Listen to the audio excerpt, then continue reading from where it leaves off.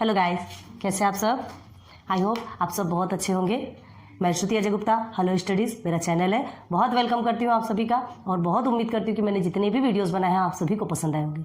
Comments देखकर खुशी होती है कि चलिए हमारी मेहनत रंग ला रही है, आप लोग हमारा मोटिवेशन कर रहे हैं, हमें इतना इंस्पायर कर रहे हैं, बहुत ज़्यादा खुशी होती है। एंड प्लीज़ ऐसे ही अपना सपोर्ट, ऐसा ही अपना प्यार बनाए रखिए, हमारी वीडियोज़ देखिए, बस उसमें ही हम बहुत खुश हैं। और वीडियोज़ देखिए इन द सेंस उसका यूज़ कीजिए, बहुत खुशी लगी। ठीक है, फ्री ऑफ कॉस्ट है, कोई टेंशन वाली बात नहीं है। बस हम यही चाहते हैं कि हम जो पढ़ा रहे हैं आप बहुत अच्छे से पढ़ें और आगे बढ़ें। Best of luck.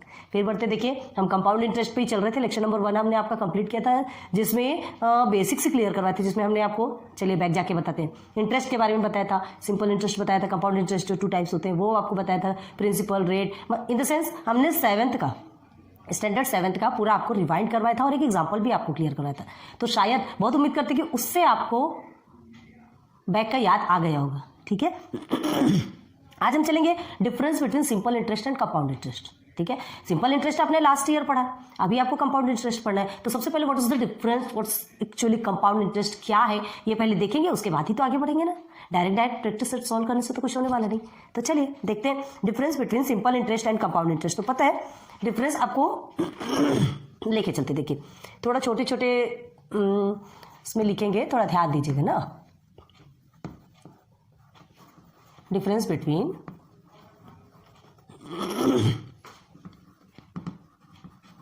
Simple interest, SI लिख दे क्या, SI एंड CI।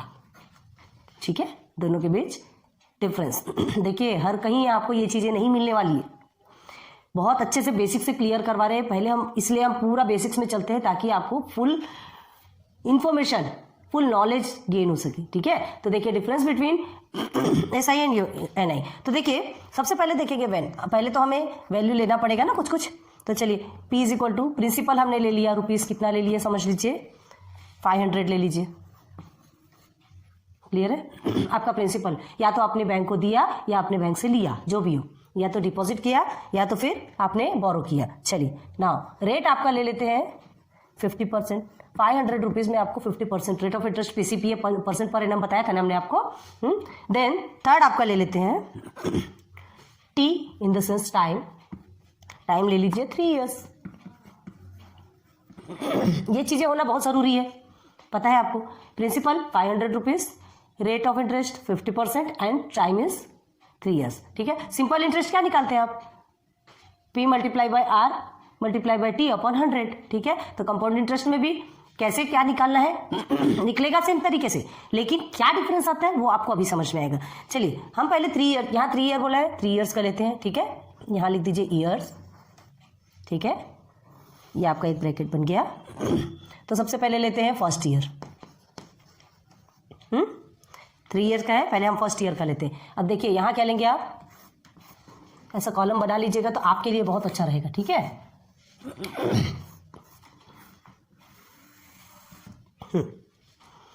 चलिए अब ये हो गया अंडर SI, मतलब SI में क्या होता है। ठीक है, एंड दिस इज योर, कफ के कारण प्रॉब्लम होती है, अंडर क्या CI। इसके फॉर्मूलेज हमने सब आपको बता दिए थे। अब देखिए आपका फर्स्ट ईयर, सेकेंड ईयर और थर्ड ईयर, 3 इयर्स का पूछा है आपसे। ठीक है, तो देखिए फर्स्ट ईयर में 1 ईयर लिखेंगे, ये 1 ईयर का ही है पहला। फर्स्ट ईयर में अभी ये 1 ही साल का है, चलिए देखते हैं 3 ईयर का है। पहले हम फर्स्ट ईयर में अभी 1 ईयर का ही निकाल रहे हैं, फिर सेकेंड ईयर में भी 1 ईयर का निकलेगा, थर्ड ईयर में भी 1 भाई 1 साल में ही तो बढ़ता है ना। तो ये हो गया आपका 1 ईयर। अब देखिए SI इज इक्वल टू, सीधे सीधे वैल्यू पुट करेंगे, आपको फॉर्मूलेज मालूम है। ठीक है, प्रिंसिपल है आपका 500 रुपीज़, रेट ऑफ इंटरेस्ट आपका 50 रुपीज़ एंड 3 इयर्स आपका टाइम है, अपॉन 100 कर दिया हमने, कर दिया। आप इससे सॉल्व करेंगे, ये 0 0 कट गया, 5 5 से 25 होता है। एक मिनट, हाँ ये 1 ईयर, सॉरी यहाँ 1 लिखेंगे, 3 इयर्स का हम निकाल रहे हैं ना, यहाँ 1 ही लिखेंगे क्योंकि ये एक ही, ये पहले साल का निकल रहा है, 1 ईयर का निकल रहा है, तो 3 इयर्स का पूरे 1 बाई 1 निकलेंगे। ये अभी 1 ईयर का निकल रहा है इसलिए यहाँ 1 लिखे हैं, ध्यान दीजिए। तो देखिए ये 1 ईयर का निकल रहा है, तो क्या करेंगे अभी, ये आपको 5 5 से 25 हो गया, 0 250 रुपीज़ तो 250 रुपीज़ क्या हो गया आपका सिंपल इंटरेस्ट।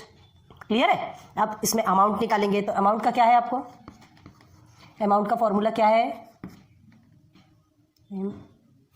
स्पेलिंग गलत हो रही है, अमाउंट का फॉर्मूला है प्रिंसिपल प्लस इंटरेस्ट होता है। प्रिंसिपल आपका कितना है 500 रुपीज़ है, इंटरेस्ट आपका है 250 रुपीज़। हो गया क्लियर। अब इसे हम निकालेंगे तो हमारा अमाउंट कितना निकलता है 750 रुपीज़। रुपीज़ आप इधर लिखिए जो भी है, ये आपका निकल गया फर्स्ट ईयर का। फर्स्ट ईयर में आप 750 रुपीज़ अगर आपने बोरो किया है तो आपको 750 रुपीज़ देना पड़ेगा फर्स्ट ईयर के लिए। एंड अगर आपने बैंक को दिया है, बैंक को डिपॉजिट किया है, तो आपको 750 रुपीज़ मिलेगा फुल अमाउंट। अगर आपने 500 रुपीज़ जमा किया है तो आपको कितना मिलेगा 750। क्लियर हो गया, समझ आया। अब देखिए अंडर CI में क्या होता है, पहले इसी का बताते हैं, देखिए जल्दी समझ में आएगा। अब हम चलते हैं सेकेंड ईयर में, उसके लिए हमें थोड़ा स्पेस ज़्यादा लगेगा ना, इसलिए करते हैं। चलिए अब नाउ सेकेंड ईयर, तो सेकेंड ईयर के लिए भी 1 ईयर का ही लगेगा ना। सेकेंड ईयर मतलब ये एक पूरा साल हो गया, अब ये सेकेंड ईयर में भी एक पूरे साल के लिए लगेगा। ठीक है, 3 साल के लिए किए हैं तो पहला साल, फिर दूसरे साल में भी 1 साल का ज्वाइन होगा। कोई ऐसा तो नहीं कि पूरा एक साथ ज्वाइन होने वाला है। ठीक है, अब अगर आपने वो पैसा नहीं निकाला है, अगर आपने नहीं निकाला है तो फिर क्या होता है, तो देखिए आपका क्या होगा SI ये उतना ही रहेगा, 500 रुपीज़ पे ही लगेगा, है ना। रेट ऑफ इंटरेस्ट भी रहेगा और ये फिर से 1 साल के लिए, मतलब ये दूसरा साल हो गया आपका। तो अब अपॉन 100, ठीक है, कट गया, आंसर आया 250। ये तो इंटरेस्ट तो एज इट इज आएगा, इंटरेस्ट आपका एज इट इज आएगा, लेकिन जो अमाउंट है, अमाउंट क्या हो जाएगा आपका, जो 1 साल का जो जमा है ये 750 रुपीज़। ठीक है, ये आपका, इसमें क्या होगा, इस अमाउंट पे ये जो आपके इंटरेस्ट के साथ में जो मिला हुआ है बहुत कफ हो रहा है सॉरी, ये जो पूरा अमाउंट जो आपको मिला है ना फर्स्ट ईयर में, उस अमाउंट के साथ में ये इंटरेस्ट क्या हो जाएगा, ज्वाइन हो जाएगा। भाई प्रॉफिट मिलता है तभी तो इंसान जमा करने की सोचता है, बैंक में कुछ मिलेगा तभी तो करेगा ना, नहीं तो क्यों करने वाला। ठीक है, अब इज इक्वल टू ये कितना निकला आपका, टोटल आप करेंगे तो 1000 रुपीज़, 1000 रुपीज़ सेकेंड ईयर में आपको 1000 रुपीज़ मिलेगा। अगर सेकेंड ईयर में भी नहीं निकाला आपने, यहाँ पे 3 इयर्स का है ना, तो चलिए सेकेंड ईयर में भी आपने नहीं निकाला, आपने 3 इयर्स के लिए जमा किया है, तो सेकेंड ईयर तक कि वो आपका वो 500 कितने का हो गया, कितने में हो गया, 1000 में बदल गया। अब देखिए थर्ड ईयर का भी 1 ही साल का रहेगा ना, फिर से 1 साल के लिए, फिर से 1 साल के लिए जमा है। ठीक है, तो अब आपका जो SI सिंपल इंटरेस्ट, फिर से ये तो आपका एज इट इज रहेगा, 500 रुपये ही है ना, आपने तो 500 ही जमा किया, आपने बार बार जमा तो नहीं किया। ठीक है, तो ये आपका 250 ही निकलेगा, ये आपका 250 ही निकलेगा, लेकिन अमाउंट कितना हो जाएगा आपका, अमाउंट कितना हो जाएगा, देखिए 250 है, ये जो है आपका सेकेंड ईयर में जो 1000 हुआ है, ठीक है, उसमें ये 250 फिर से प्लस हो जाएगा, इज इक्वल टू आपको कितना मिलेगा 1000 रुपीज़, 1250 रुपीज़ ये आपको मिलेगा। आ गया समझ में, सिंपल इंटरेस्ट आया। ये आपका 500 आपने 1 साल में जमा कर दिया, आपने 3 साल के लिए जमा किया, दूसरे साल में भी नहीं निकाला, तीसरे साल में भी, तो फर्स्ट ईयर में तो आपको 250 रुपीज़ इंटरेस्ट के साथ में इतना मिल गया, फिर ये सेकेंड इंटरेस्ट में आके अमाउंट में ज्वाइन हो गया, और फिर उसके बाद फिर से इस इंटरेस्ट के साथ में ज्वाइन हो गया और आपको 1000 बन गया, और उसके बाद फिर थर्ड ईयर में ये 1000 में फिर से 250 ज्वाइन हुआ तो 1250 बन गया, 1250 रुपीज़। तो थर्ड ईयर में आपको 1250 रुपीज़ मिलेंगे। क्लियर हुआ? ठीक है, अब चलिए अंडर CI। तो CI में देखिए क्या होता है, इसमें भी चलिए हमने 500 रुपीज़ ही जमा किया है, ठीक है, 50 रेट ऑफ इंटरेस्ट है, अभी ये 1 ईयर का ही चल रहा है, फर्स्ट ईयर वाला ही चल रहा है अभी, देन 100 ये कटेगा, ये आपका 250 ही आएगा। ठीक है, अब आप बोलेंगे सेम है, अब आप बोलेंगे इसमें अंतर क्या है, दोनों ही तो सेम है। ठीक है, तो अमाउंट बिकम प्रिंसिपल, देखो यहाँ पे क्या होता है, फर्स्ट ईयर में CI या कंपाउंड इंटरेस्ट या सिंपल इंटरेस्ट सेम ही रहता है, अलग नहीं होता, ध्यान रखिएगा, इस चीज को ध्यान रखिए। ठीक है, अभी देखिए अमाउंट आपका कैसे निकलेगा, अमाउंट इज इक्वल टू, ठीक है, आप करेंगे फिर से 250, आपका कितना निकल गया 750 रुपीज़ आप लोग लिख लीजिएगा रुपीज 750, इसमें भी है इसमें भी है, दोनों में भी सेम ही निकला, दोनों में भी सेम ही निकला। ठीक है, तो हम क्या बता रहे, बहुत ध्यान दीजिए, एसआई या सिंपल इंटरेस्ट या कंपाउंड इंटरेस्ट फर्स्ट ईयर में दोनों सेम रहेगा, आपको उसमें कोई चेंजेस नजर नहीं आएंगे। आप फर्स्ट ईयर के लिए जमा कर रहे हैं या फर्स्ट ईयर के लिए बोरो कर रहे हैं तो आपको इतना ही देना पड़ेगा जितना कि सिंपल इंटरेस्ट में आप देते हैं। बट आप ध्यान दीजिए सेकेंड ईयर में, ठीक है, अभी आ रहे हैं सेकेंड ईयर में, आपको फर्स्ट ईयर में भी आपने 500 रुपीज जो जमा कर दिया था, ठीक है, एक ही बार जमा करते हैं, 3 साल के लिए जमा कर दिया, यहाँ पे भी एक ही बार जमा किया, 3 साल के लिए जमा किया। लेकिन अब इसमें देखिए क्या चेंजेस है, फर्स्ट ईयर में कोई चेंजेस नहीं है, बता रहे हैं, बार बार ध्यान दीजिए। ठीक है, अब सेकेंड ईयर में अमाउंट बिकम प्रिंसिपल, ये जो अमाउंट आया ये आपका क्या बन गया, principal for next year, next year के लिए आपका प्रिंसिपल बन जाएगा। नेक्स्ट ईयर के लिए आपका प्रिंसिपल एसआई में या सिंपल इंटरेस्ट में सेम ही रहता है, वही रहता है, लेकिन आपका क्या हो जाएगा यहाँ पर, यहाँ सीआई आपका क्या बन जाएगा, लिख लीजिएगा, amount become principal for next year in CI compound interest. तो ये जो आपका जो अमाउंट बना है ये आपका बन गया प्रिंसिपल। देखिए ये चेंजेस आता है। ठीक है, रेट ऑफ इंटरेस्ट भी वही रहेगा, ईयर भी वही है। ठीक है, 100, अब आपको 100 से फिर से इसे करना है, ये 0 0 0 0 कट गया। ठीक है, 75 से कितना होता है, 375 रुपीज। 375 रुपीज क्या हो गया आपका, कंपाउंड इंटरेस्ट। ठीक है, अब देखिए क्या कर रहे हैं, ये जो 375 रुपीज है, अब इसमें कितना अमाउंट मिलेगा, देखिए सेकंड में ध्यान दीजिए, यहाँ 250 रुपीज मिल रहा है आपको सेकंड ईयर में। ठीक है, यहाँ आपको 375 रुपीज मिल रहा है इंटरेस्ट, यही अंतर पड़ता है। अब देखिए अमाउंट क्या निकलेगा, अब आपका अमाउंट क्या बनता है सेकेंड ईयर में, अमाउंट क्या बनेगा आपका, आप किससे करेंगे, अब आपका प्रिंसिपल हो गया 750। ठीक है, अब आपका जो प्रिंसिपल है वो 750 है, इससे 375। ठीक है, 375 से आप प्लस करेंगे तो आपको कितना मिलेगा, 5, जस्ट मिनट ना, पहले रुपीज लिख लीजिए, ये हो गया आपका 5, 7 5 12 का 2 10 एंड 11 11 25 1125 रुपीज़। क्लियर हो गया। यहाँ देखिए सेकेंड ईयर में आपको कितना मिला, 1000 रुपीज़, और यहाँ 1125 रुपीज़ आपको मिल रहा है। जमा कितना किया था आपने स्टार्टिंग में, 500 रुपये ही जमा किया था, समझ में आ रहा है। अब चलिए थर्ड में देखिए, थर्ड ईयर 3 इयर्स का बोला, हम 3 इयर्स का ही निकाल रहे हैं। बहुत अच्छे से ध्यान दीजिए, ये टेबल बना लीजिएगा, आपके लिए फर्दर ऑलवेज काम आने वाला है ये। ठीक है, चलिए ना, अब देखिए सीआई, फिर से कंपाउंड इंटरेस्ट देखेंगे। अब आपका ये आपका प्रिंसिपल बन गया। ठीक है, हमने क्या बना कहा था, amount become principal for the next year now 100। अब इसे आप क्या करेंगे, फिर से सॉल्व करेंगे, तो ये तो डायरेक्ट लीजिए, 51 से 50, 52 से 100, तो 1125 का 2 से हम करते हैं तो कितना आता है आपका, हमने ऑलरेडी सॉल्व करके रखा है 562.5 रुपीज़। ठीक है, ये आ गया आपका। अब देखिए आपका अमाउंट कितना होता है, टोटल अमाउंट जो आपको लास्ट थर्ड ईयर में जो मिलने वाला है या थर्ड ईयर में आप देने वाले हो, क्या करना है वो आपको, मतलब अगर आपने बैंक से लिया होगा तो आपको बैंक को देना पड़ेगा, और अगर आपने बैंक को दिया है तो बैंक आपको देगी। ठीक है, तो अमाउंट अब क्या हो जाएगा आपका, ये आपका प्रिंसिपल हो गया 1125 प्लस 562.5, तो ये आपका आंसर होता है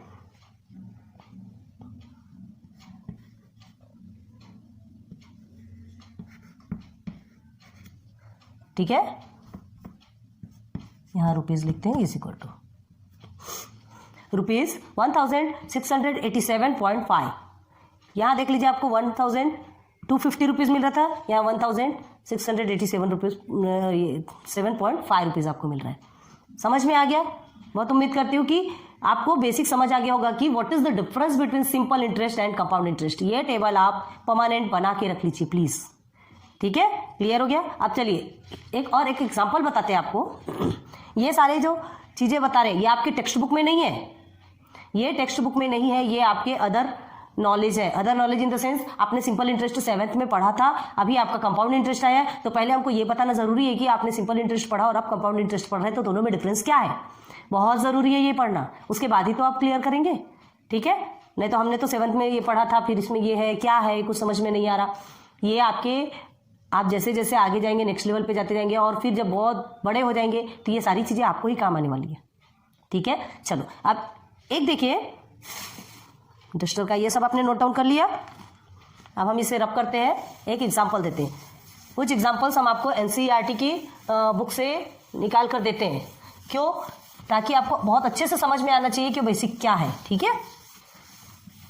और उसके बाद फिर आपके टेक्स्ट बुक के ही एग्जाम्पल्स में लेकर चलेंगे। बेसिक समझ आएगा, बाकी चीजें अपने आप समझ आ जाती, बाकी चीजें फिर करने की जरूरत ही नहीं पड़ेगी आपको। चलिए अब देखते हैं, एक क्वेश्चन देखिए, लिख के रखिएगा ना, ये आपके में नहीं है इसलिए हम लिख के दे रहे हैं ताकि आप इसे नोट डाउन कर लीजिए। What amount is to be repaid. अब रीपेड का मतलब क्या है? मतलब लिया है, बोरो किया है तो देना पड़ेगा। ऑन अ लोन, लोन लिया है, बताया ना हमने आपको, बोरो किया है, लिया है, लोन लिया है, ऑफ रुपीज, कितने हैं रुपीज? 12,000। चलिए क्लियर है?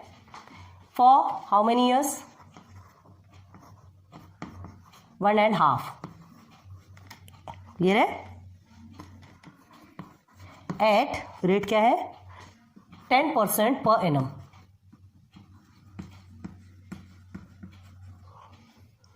ठीक है। कंपाउंडेड अभी बताते, देखिए हाफ ईयरली।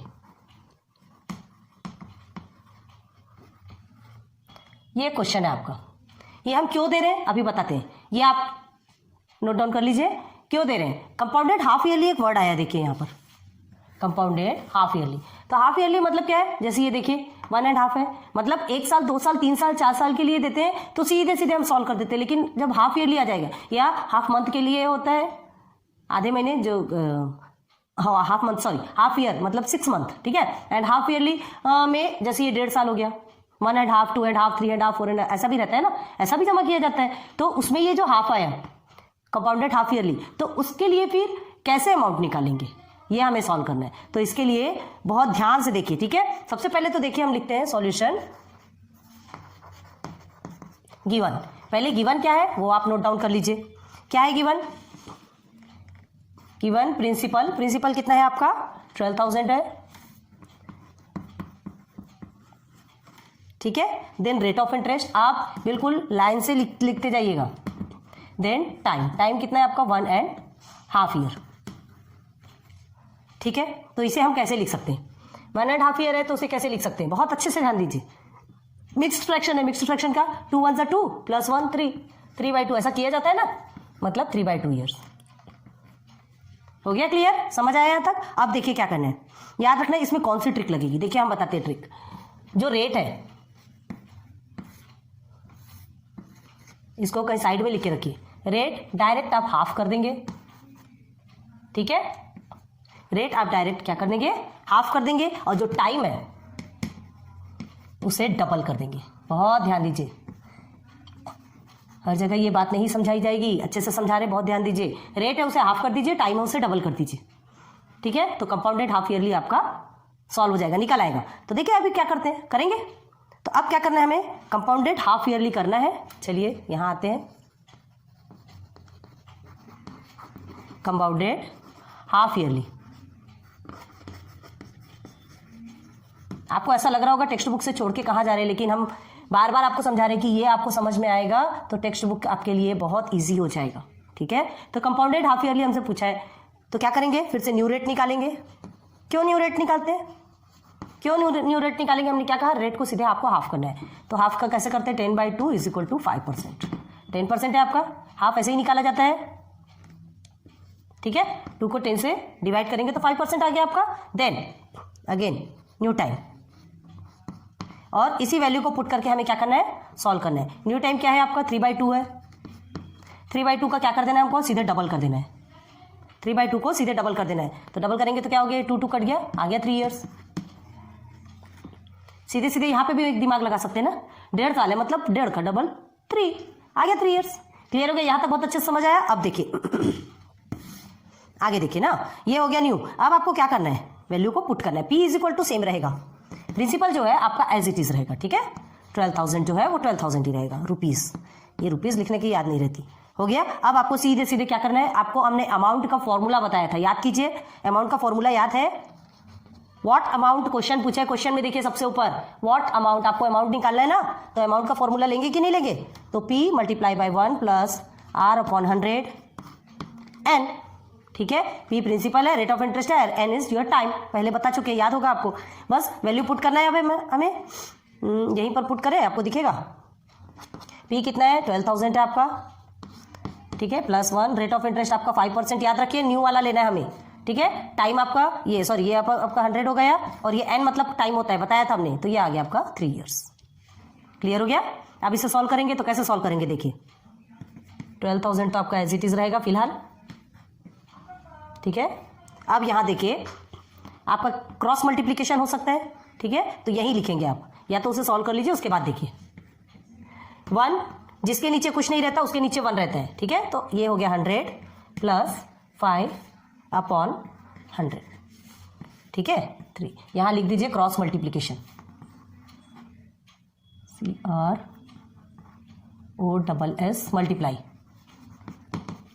इस चीज़ को लिख दीजिए तो आपको भी ध्यान रहता है और एग्जामिनर को भी समझ में आता है, ठीक है। अब ये 12,000 हो गया आपका, इसे पूरा सॉल्व करेंगे तो कितना आएगा 105 अपॉन 100, ठीक है। अब इसे सिंप्लीफाई कर सकते हैं, कितना आएगा 12,000 सिंप्लीफाई करेंगे तो कितना आएगा, ये 5 से जा सकता है, 5 2 ज़ा 10, 5 20 हो जाएगा ये, एंड 5 2 ज़ा 10, 5 हाँ 21 अपॉन 20, ठीक है। इसे साइड में कीजिएगा, अभी हमने करके बताया ना, अब आपको समझ में आ रहा होगा। 21 अपॉन 20 3 टाइम्स, अब देखिए 12,000 हो गया आपका। अब करेंगे मल्टीप्लाई, 21 अपॉन 20 3 टाइम्स है तो 3 टाइम्स लिखेंगे, क्लियर है। चलिए 0 0 0 तीनों के भी कट कर दीजिए, कट हो गए, 2 से 2 6 12, 2 से 2 3 6, यहाँ तक आ गया समझ में। अब पूरे को आपको मल्टीप्लाई करना है, पूरे को आप मल्टीप्लाई करके देखेंगे तो क्या आएगा, देखिए 1 2 बचा है ना, तो 27,783 अपॉन 2 ये आपका आ रहा है, और टोटल आपका आंसर आएगा, यहाँ दिख रहा है कि नहीं, 13,891.5 रुपीज़, ये आपका आया टोटल अमाउंट। ऊपर लिख देते हैं, एक बार देख लीजिए कहाँ लिखें, स्पेस, यहाँ एक स्पेस बना रहे हम, ठीक है, ताकि आपको दिखे। तो क्या लिखेंगे आप, आंसर में लिखेंगे, आंसर ही लिख रहे हैं डायरेक्ट तो आपको समझ आएगा, ठीक है। रुपीज़ 13,891.5 इज टू बी, देखिए क्या लिखा, what amount is to be repaid, is to be repaid. हो गया आपका आंसर कंप्लीट, ठीक है, समझ आ रहा है। ब्लैक बोर्ड में स्पेस नहीं रहती, इसलिए हमें बहुत समझ के बनाना पड़ता है। इतना आपको समझाया, अच्छे से समझ आया होगा, बहुत उम्मीद करते हैं, ठीक है। अब इसके बाद फिर नेक्स्ट टर्म पे आपको प्रैक्टिस सेट के एग्जांपल्स के साथ में प्रैक्टिस सेट पे ही लेकर चलेंगे। यहाँ तक आपको बहुत अच्छे से समझ आया होगा, बहुत उम्मीद करती हूँ, और प्लीज़ बहुत अच्छे से ध्यान दीजिएगा। ये एग्जाम्पल आप नोट डाउन कर लीजिए, फिर मिलेंगे नेक्स्ट लेक्चर पे, lecture number 3। Good bye, good luck, like subscribe share करते रहिए, हमारी मेहनत का थोड़ा सा इंटरेस्ट हमें दे दीजिए, ठीक है। Okay, good night.